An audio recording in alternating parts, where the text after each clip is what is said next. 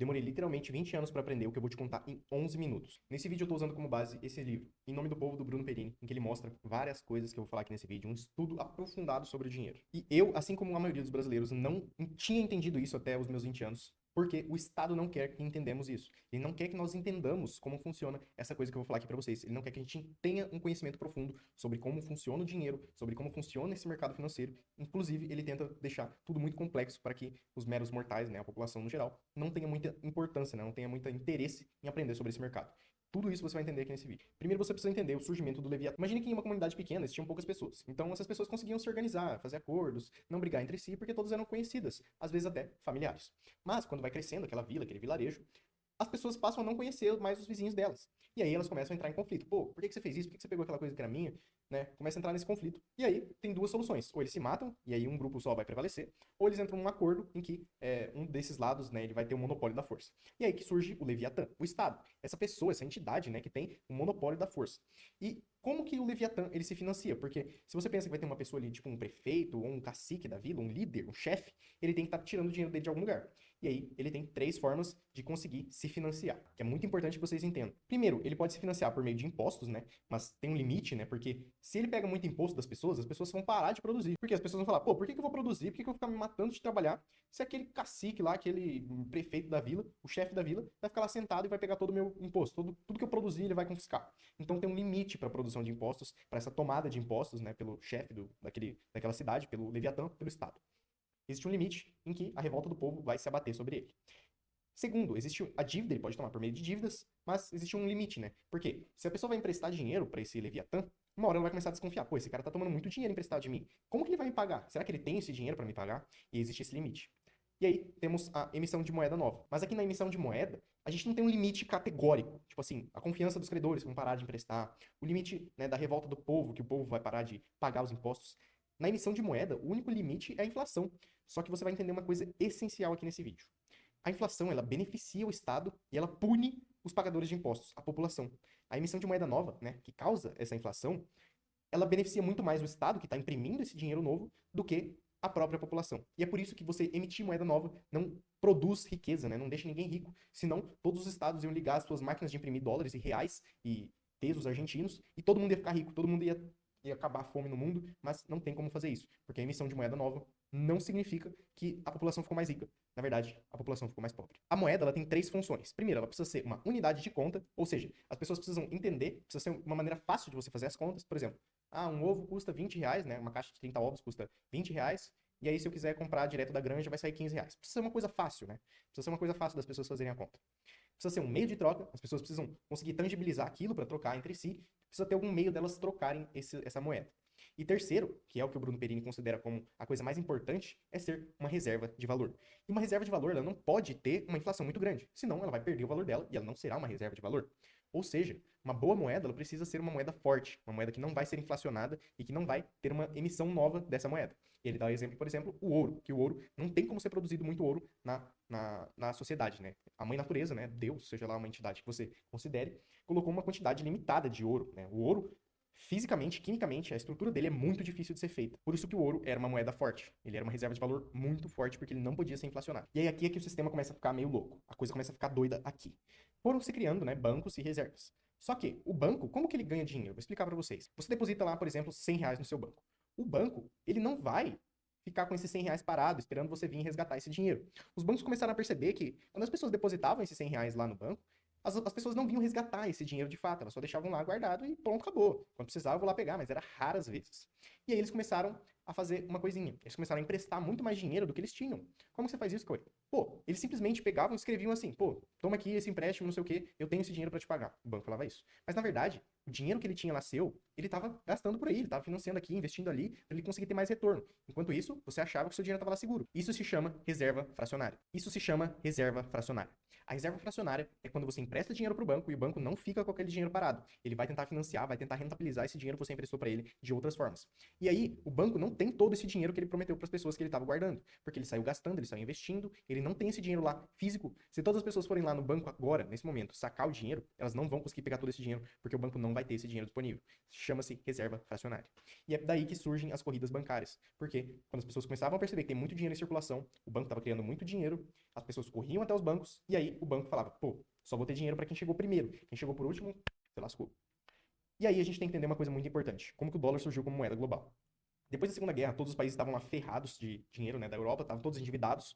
E aí, eles falaram assim, os Estados Unidos falou assim, eu aceito financiar vocês para vocês se reconstruírem, para vocês reconstruírem as suas indústrias, fábricas e a sua população não passar fome. Eu vou financiar vocês se vocês aceitarem o dólar como moeda global. E aí vocês vão poder trocar o nosso dólar por ouro, né? Então todo mundo aceitou, todo mundo falou de boa. Vou conseguir financiamento, vou conseguir trocar esse dólar aqui por ouro. Isso se chamava lastro em ouro. Só que esse lastro em ouro, ele acabou em 1971, na Convenção de Bretton Woods, em que, por meio de uma ordem executiva, as pessoas acabaram, o presidente dos Estados Unidos acabou com a conversão de dólar em ouro. Ou seja, agora o dólar era dólar e ponto, acabou. Eles podiam imprimir dólar a rodo, que eles não tinham mais nenhuma reserva, né? nenhum freio. Porque esse lastro em ouro, ele freava a emissão de dólares novos, né? Como eu disse para vocês, o ouro é difícil de ser minerado, ele é difícil de ser inflacionado, e aí o dólar também era difícil de ser inflacionado. Só como ele era difícil de ser inflacionado, o governo não estava gostando disso. Porque ele falou assim, pô, eu preciso imprimir dinheiro, eu quero mais dinheiro, eu quero imprimir esse dinheiro aqui, porque eu quero gastar. E o ouro não estava deixando. E aí ele foi lá e acabou com o lastro em ouro. E aí aconteceu uma coisa muito incrível. Muito incrível e triste também. Olha esse gráfico aqui. Esse gráfico aqui, ele mostra em amarelo a produtividade dos trabalhadores americanos. E em laranja ele mostra a compensação, né? Ou seja, quanto que eles produzem em amarelo e quanto que eles recebem de compensação aqui em laranja. Você vê que depois de 1971, as pessoas pararam de ser compensadas pelo tanto de produtividade que eles tinham. E isso é o ponto central desse vídeo. Se você não entende a inflação, o que ela causa com o seu dinheiro, isso aqui vai acontecer com você. Isso pode estar acontecendo com você agora. A sua produtividade está subindo, mas a sua compensação está sendo destruída pela inflação. Por quê, Cauê? Porque quando acabou esse freio do dólar em ouro, quando acabou o lastro do dólar em ouro, a compensação das pessoas caiu, porque a inflação do dólar disparou depois disso. O governo começou a imprimir muito dinheiro, muito mais dinheiro do que a economia conseguia aguentar, e isso causou uma inflação gigantesca. E aí as pessoas pararam de ser compensadas pela produtividade delas. Porque é isso que a inflação faz. Ela rouba o seu poder de compra sem você ver. Esse que é o negócio. Você não vê esse poder de compra sumindo, você vê os preços aumentando, não sei o quê, mas você acaba achando que o mundo é assim mesmo, que o mundo sempre foi assim, mas não. O mundo nem sempre foi assim. Olha que em 1948 até 1971, quando o ouro era, né, o lastro da moeda global, a compensação seguia o mesmo nível da produtividade. As pessoas eram compensadas pelo trabalho delas. Depois disso, o Estado começou a roubar parte desse poder de compra das pessoas, por meio da inflação. Mas, Cauê, se a inflação é tão ruim, por que o Estado continua fazendo isso? Porque é uma escolha política. O Estado, ele gosta de inflação. Por que ele gosta de inflação? Por causa de uma coisa chamada efeito Cantillon. O efeito Cantillon, ele beneficia quem recebe primeiro esse dinheiro. Ou seja, o Estado que está imprimindo esse dinheiro, ele ganha muito mais do que a pessoa que não está ganhando esse dinheiro primeiro. Por quê? Quem recebe por último esse dinheiro, perde. Imagina que você tem dinheiro novo entrando em circulação. Imagina que tá lá todo mundo na feira negociando banana, R$ 5 o cacho, blá blá blá. Aí eu consigo imprimir um monte de dinheiro, vou lá na feira e compro todas as bananas que tinha. Ninguém aumentou a riqueza de ninguém. Esse dinheiro que entrou em circulação, quando passar um tempo as pessoas vão se organizando, vão entender que tem mais dinheiro em circulação. Esse dinheiro vai deixar de ser raro, né, porque tem muita oferta dele no mercado. E aí a gente sabe da regra da oferta e da demanda. Esse dinheiro ele vai acabar perdendo o poder de compra, e aí só quem se beneficiou foi quem imprimiu aquele dinheiro primeiro, ou seja, o Estado. O Estado se beneficia muito mais da impressão de dinheiro novo do que as pessoas que não têm esse poder de imprimir dinheiro novo. Ou seja, a população é constantemente prejudicada por essa inflação alta. E o que eu demorei 20 anos para entender foi exatamente isso. Primeiro, a inflação ela é uma escolha política, o Estado escolhe ter essa inflação, porque a gente vê no jornal como se fosse uma coisa, a inflação disparou, a inflação está em 4%, não sei o quê, nossa, como isso aconteceu? Ninguém tinha me explicado que isso é uma escolha política. O nosso Conselho Monetário Nacional, ele escolhe a meta de inflação. Se a inflação não fosse uma coisa desejada, o CMN poderia simplesmente colocar meta de inflação zero. Mas não é interessante para o Estado que a meta de inflação seja zero, porque ele se beneficia disso. Por isso que a inflação é uma escolha do Estado. O Leviatã escolhe ter a inflação porque a inflação beneficia ele. Porque a inflação beneficia ele. E ela pune o poupador que não estava sabendo disso. E é por isso que a gente não aprende sobre dinheiro na escola. A gente não aprende sobre investimento, sobre inflação, o que é a inflação, o que causa a inflação. E aí tem uma sacada. Os ricos, geralmente, eles sabem se proteger, eles têm dinheiro para acessar esse conhecimento, eles têm dinheiro para consultar, né, para ter um consultor financeiro, um planejador financeiro, para ter um banqueiro ao lado deles. Os pobres não. Os pobres estão naquela corrida, tentando sobreviver, e muitas vezes o Estado nem conta para ele que existe uma matéria chamada educação financeira, um estudo sobre o dinheiro, uma maneira de investir isso, e fala que é só para rico. Só os ricos podem investir, é muito caro, não sei o que, é inacessível, usa uma linguagem difícil. Isso foi o que eu demorei 20 anos para entender. Como se proteger dessa inflação? Como que você faz para proteger o seu dinheiro disso? Porque todo o caso, né, de Em Nome do Povo, do Bruno Perini, é sobre isso. É o Estado falando que é em nome do povo, que que ele tá tentando fazer de tudo pelo povo, que esse serviço público que ele paga, né, o SUS, não sei o quê, esses benefícios é em nome do povo, mas no fim isso tá prejudicando o povo. Vocês viram o gráfico aqui da compensação versus a produtividade. Vocês viram como que isso afeta o trabalhador. Tudo isso, né, os políticos falam que é em nome do povo.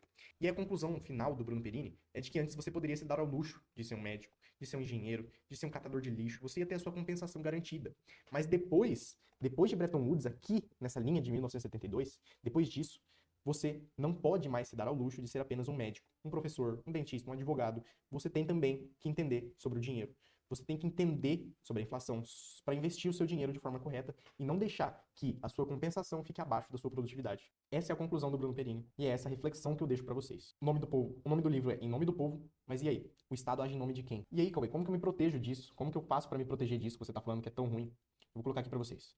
Como se proteger disso? Você precisa de bons ativos, você precisa de investimento, você precisa conseguir poupar alguma coisinha do seu dinheiro. Para aí você consegue colocar em boas ações que vão conseguir repassar essa inflação para o seu bolso e não você ser afetado por ela a vida inteira.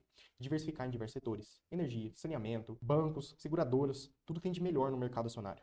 E também ativos dolarizados. Porque se você se alia com os donos da máquina de imprimir dólares, você também está eliminando o seu risco país, o seu risco Brasil. Mas principalmente uma coisinha chamada Bitcoin, que é o final do livro do Bruno Perini, em que ele fala do Bitcoin como um ativo, uma ótima reserva de valor, porque o Bitcoin ele não pode ser inflacionado muito mais do que já está previsto na Constituição do Bitcoin. Mas isso já é papo para outro vídeo. Se vocês gostaram desse livro do Bruno Perini, eu vou deixar aqui na descrição o link da Shopee. Vocês podem adquirir esse livro baratinho. O frete chega rapidinho, né? É pela Shopee. Eu nunca tive problema com a entrega da Shopee. Eles são bem leais, né? Com a entrega deles, com o frete lá. E aí, eu deixo aqui o link na descrição para vocês comprarem pelo meu link da Shopee, em que vocês ajudam o canal e também adquirem conhecimento.